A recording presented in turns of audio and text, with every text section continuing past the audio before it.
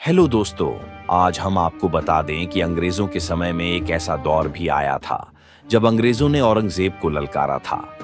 वैसे तो east India company 1603 में भारत में आने के बाद लगातार जीत हासिल करती चली गई और उस दौरान दुनिया के इतिहास में पहली बार ऐसा हुआ कि एक कंपनी ने एक देश पर कब्जा कर लिया था। लेकिन इस सफर के दौरान एक मोड़ पर उन्हें ऐसी शर्मनाक हार मिली थी जिसने कंपनी का वजूद ही खतरे में डाल दिया था। बाद में कंपनी ने अपने माथे से ये दाग धोने की पुरजोर कोशिश की। यही वजह है कि बहुत कम लोग जानते हैं कि सिराजुद्दौला और टीपू सुल्तान पर जीत हासिल करने से पहले ईस्ट इंडिया कंपनी ने औरंगजेब आलमगीर से भी जंग लड़ने की कोशिश की थी। लेकिन इसमें बुरी हार का सामना करने के बाद अंग्रेजों के दूतों को हाथ बांधकर और दरबार के फर्श पर लेटकर मुगल बादशाह से माफी मांगने पर मजबूर होना पड़ा था। यह किस्सा कुछ यूं है कि अंग्रेजों ने ईस्ट इंडिया कंपनी के गठन के बाद भारत के विभिन्न इलाकों में अपने व्यावसायिक केंद्र स्थापित करके व्यवसाय शुरू कर दिए थे।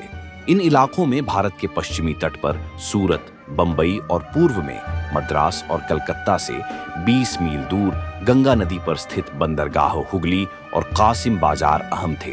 अंग्रेज भारत से रेशम, गुड़ का शीरा, कपड़ा और खनिज ले जाते थे। खासतौर पर ढाका के मलमल की ब्रिटेन में बड़ी मांग थी।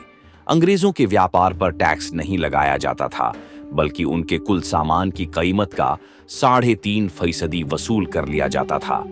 मुगलों की व्यापार नीति पर विवाद उस जमाने में सिर्फ अंग्रेज नहीं बल्कि पुर्तगाली और डच व्यापारियों के अलावा कई स्वतंत्र व्यापारी भी इस इलाके में सक्रिय थे। उन्होंने मुगल अधिकारियों से मिलकर अपने लिए वही व्यापार अधिकार हासिल कर लिए जो अंग्रेजों के पास थे। जब ये खबर लंदन में कंपनी के अध्यक्ष कार्यालय में पहुंची तो ईस्ट इंडिया कंपनी के प्रमुख जोझाया चाइल्ड के क्रोध की सीमा न रही। उन्हें ये स्वीकार्य नहीं था कि उनके मुनाफे में कोई और भी हिस्सेदार बने। इस मौके पर जोझाया चाइल्ड ने जो फैसला किया वह अजीबोगरीब ही नहीं बल्कि पागलपन की हदों को छूता हुआ दिखाई देता है। उन्होंने भारत में मौजूद कंपनी के अधिकारी से कहा कि वह अरब सागर और बंगाल की खाड़ी में मुगल जहाजों का रास्ता काट दें और जो जहाज उनके हत्थे चढ़े उसे लूट लें। यही नहीं, 1686 में चाइल्ड ने ब्रिटेन से सिपाहियों की 2 पलटनें भी भारत भिजवा दी और उन्हें निर्देश दिए कि भारत में मौजूद अंग्रेज फौजियों के साथ मिलकर चटगांव पर कब्जा कर लें। जंगे चाइल्ड, उनके नाम के हिसाब से इस जंग को जंगे चाइल्ड भी कहा जाता है। अब इसे चाइल्ड का बचकानापन कहें या फिर उसकी दिलेरी कि वह 308 सिपाहियों की मदद से दुनिया के सबसे ताकतवर और मालदार सल्तनत के खिलाफ जंग छेड़ने की हिम्मत कर रहा था। उस जमाने में भारत पर औरंगजेब आलमगीर की सत्ता थी और दुनिया की कुल जीडीपी का 1/4 हिस्सा यहीं पैदा होता था। आर्थिक तौर पर उसे तकरीबन वही स्तर हासिल था जो आज अमेरिका को है। औरंगजेब के काल में सल्तनत की सीमाएं काबुल से ढाका तक और कश्मीर से पौंडीचेरी तक 40 लाख वर्ग किलोमीटर के रकबे में फैली हुई थीं। यही नहीं, औरंगजेब की फौजें दक्कन के सुल्तानों, अफगानों और मराठाओं से लड़ लड़कर इस कदर अनुभवी हो चुकी थीं कि वह उस वक्त दुनिया की किसी भी फौज से टकरा सकती थीं। दिल्ली की फौज तो एक तरफ रही, सिर्फ बंगाल के सूबेदार शाइस्ता खान के फौजियों की तादाद 40,000 से अधिक थी। एक अंदाजे के मुताबिक मुगल फौज की कुल तादाद 9 लाख से भी अधिक थी और उसमें भारतीय, अरबी, अफगानी, ईरानी और यूरोपीय लोग तक शामिल थे। जब लंदन से मुगलों के खिलाफ जंग की घोषणा हुई तो बंबई में तैनात कंपनी के सिपाहियों ने मुगलों के चंद जहाज लूट लिए। इसके जवाब में मुगलों के एक काले मंत्री अलबहर सीदी याकूत ने एक ताकतवर समुद्री जहाज से बंबई तट की घेराबंदी कर ली। आंखों देखा हाल उस मौके पर अलेक्जेंडर हैमिल्टन नाम के एक अंग्रेज बंबई में मौजूद थे, जिन्होंने बाद में अपनी एक किताब में इसका आंखों देखा हाल लिखा। वह लिखते हैं, सीधी 20,000 सिपाही लेकर पहुंच गया और आते ही आधी रात को एक बड़ी तोप से गोले दागकर सलामी दी। अंग्रेजों ने भागकर कैले में पनाह ली। अफरातफरी के हाल में गोरी और काली औरतें आधे कपड़े पहने हुए अपने बच्चों को गोद में उठाए हुए भागी चली जा रही थीं। हैमिल्टन के मुताबिक सीदी याकूत ने किले से बाहर कंपनी के इलाके लूटकर वहां मुगलिया झंडे गाड़ दिए और जो सिपाही मुकाबले के लिए गए उन्हें काट डाला। बाकियों के गले में जंजीरें पहनाकर उन्हें बंबई की गलियों से गुजारा गया। बंबई का खास इलाका पुर्तगालियों के कब्जे में था। जब अंग्रेजों के बादशाह ने पुर्तगाली राजकुमारी से शादी की तो ये बंदरगाह दहेज में अंग्रेजों को मिल गई और उन्होंने वहां एक मजबूत कगिला बनाकर व्यापार शुरू कर दिया।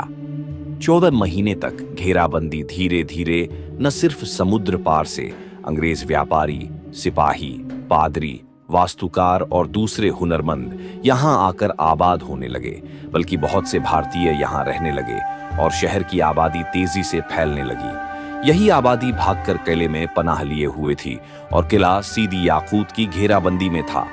जल्द ही खाने पीने का सामान खत्म होने लगा।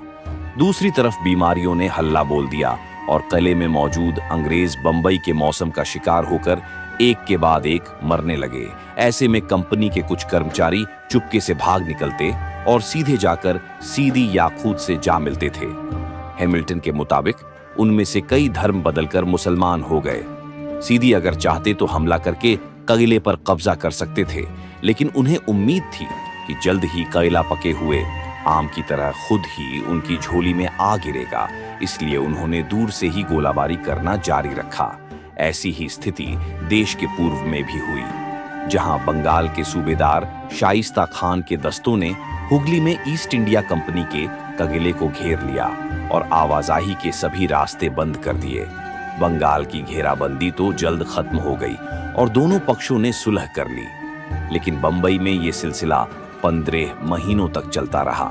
आखिरकार अंग्रेजों की हिम्मत जवाब दे गई और उन्होंने अपने 2 दूत औरंगजेब के दरबार में भिजवा दिए ताकि वह हार की शर्तें तय कर सकें। मुगल दरबार में हाजिर उन दूतों के नाम जॉर्ज वेल्डन और अब्राम नौआर थे।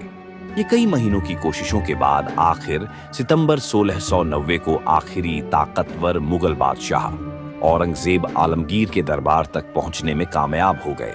दोनों इस हाल में पेश हुए कि दोनों के हाथ मुजरिमों की तरह बंधे थे, सिर सीने पर झुके और हुलिया ऐसा कि किसी देश के राजनयिक प्रतिनिधियों की जगह वह फकीर लग रहे थे।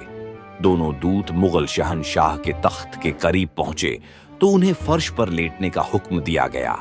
सख्त बादशाह ने उन्हें सख्ती से डांटा और फिर पूछा कि वह क्या चाहते हैं। दोनों ने पहले गिड़गिड़ाकर ईस्ट इंडिया कंपनी के अपराध को स्वीकार किया और माफी मांगी। फिर कहा कि उनका जब्त किया गया व्यापारिक लाइसेंस फिर से बहाल कर दिया जाए और सीदी याकूत को बंबई के किले की घेराबंदी खत्म करने का हुक्म दिया जाए। उनकी अर्जी इस शर्त पर मंजूर की गई कि अंग्रेज मुगलों से जंग लड़ने का 1.5 लाख रुपये हर्जाना अदा करें, आगे से आज्ञाकारी होने का वादा करें और बंबई में ईस्ट इंडिया कंपनी का प्रमुख जोझाया चाइल्ड भारत छोड़ दे और दोबारा कभी यहां का रुख न करे। अंग्रेजों के पास ये तमाम शर्त सिर झुकाकर कबूल करने के अलावा कोई चारा नहीं था। सो उन्होंने स्वीकार कर लिया और वापस बंबई जाकर सीदी याकूत को औरंगजेब का खत दिया। तब जाकर उसने घेरेबंदी को खत्म की और किले में बंद अंग्रेजों को 14 महीनों के बाद छुटकारा मिला। हैमिल्टन ने लिखा है कि जंग से पहले बंबई की कुल आबादी 7,000 से 8,000 के बीच थी, लेकिन जंग के बाद 60 से अधिक लोग नहीं बचे थे। बाकी तलवार और महामारी का शिकार हो गए थे और फिर वो वक्त भी आया जब 1857 में ईस्ट इंडिया कंपनी ने आखिरी मुगल बादशाह बहादुर शाह जफर को गिरफ्तार कर लिया। दाग मिटाने की कोशिश। आने वाले सालों में ईस्ट इंडिया कंपनी ने हर मुमकिन कोशिश की कि उस शर्मनाक युद्ध के कस्से को ब्रिटेन की जनता तक न पहुंचने दिया जाए। जॉन ऑन्गटिन ने 6 साल बाद जब इस जंग के बारे में लिखा तो हार का कारण मुगलों की धोखेबाजी बताया। इस पर कंपनी ने उसे 25 पाउंड का इनाम भी दिया, जो उस जमाने में बहुत बड़ी रकम थी। ऑन्गटिन अपनी किताब में जगह जगह अंग्रेजों के साहस के किस्से बताते हैं, जिन्होंने 10 गुना बड़ी दुश्मन की फौज का डटकर सामना किया। यही नहीं, वह दावा करते हैं कि इस जंग में अंग्रेजों की नहीं बल्कि सीदी याकूत की हार हुई थी। यही नहीं, उन्होंने मुगल दरबार में अंग्रेज दूतों के साथ किए गए बर्ताव को गायब ही कर दिया। हैमिल्टन ने किताब तो लिखी, लेकिन इसके छपने में 40 साल लग गए। इस घटना को इतना समय बीत चुका था कि इस किताब को ज्यादा तवज्जो नहीं मिल सकी। यहाँ एक दिलचस्प सवाल यह उठता है कि औरंगजेब अगर अंग्रेजों को माफी न देते और उन्हें भारत से निकालकर बाहर कर देते, तो आज इतिहास क्या होता? इस वीडियो में दी गई हर जानकारी सोशल मीडिया और विकिपीडिया से ली गई है। हमारी इस वीडियो का उद्देश्य किसी भी जाति, धर्म या किसी भी समुदाय की भावनाओं को ठेस पहुंचाना नहीं है। तो दोस्तों, कैसी लगी आपको हमारी यह वीडियो? अगर आप ऐसे ही और इंटरेस्टिंग वीडियो देखना चाहते हैं तो हमारे चैनल को सब्सक्राइब कर लें और बेल आइकन का बटन भी दबा दें, ताकि हमारी हर वीडियो की नोटिफिकेशन आप तक पहुंचती रहे।